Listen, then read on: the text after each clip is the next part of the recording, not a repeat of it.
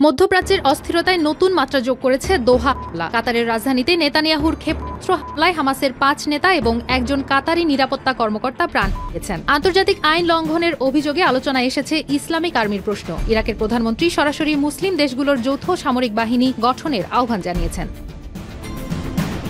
৯ September দোহা হামলায় শুধু প্রাণহানি নয়, বরং মুসলিম বিশ্বের নিরাপত্তা নিয়ে নতুন করে প্রশ্ন উঠেছে। আরব দেশগুলো একে শুধু রাজনৈতিক নয়, বরং সরাসরি নিরাপত্তার হুমকি হিসেবে দেখছে। ইরাকের প্রধানমন্ত্রী মোহাম্মদ শিয়া আল সুদানি বলেন, মুসলিম দেশগুলোর আত্মরক্ষার জন্য যৌথ সামরিক বাহিনী এখন সময়ের দাবি। ইসরায়েলি আগ্রাসন কাতারে থেমে থাকবে না, বরং পুরো অঞ্চলে ছড়িয়ে পড়বে বলেও সতর্ক করেন তিনি।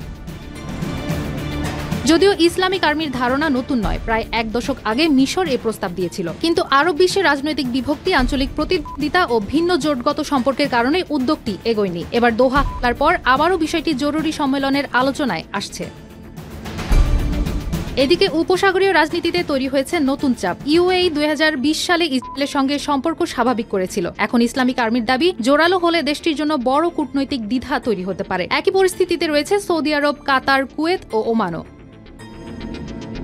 ফিলিস্তিন ইস্যুই এখনও মুসলিম বিশ্বের ঐক্যের কেন্দ্রবিন্দু। তরুণ প্রজন্ম সামাজিক মাধ্যমে ইসলামিক আর্মির দাবিতে সরব। তবে বাস্তবে রাজনৈতিক বিভক্তি, সামরিক সক্ষমতার বৈষম্য ও বহিরাগত জোটের চাপ, এসব চ্যালেঞ্জ অতিক্রম না করলে ঐক্য কেবল আলোচনার টেবিলেই সীমাবদ্ধ থেকে যাবে।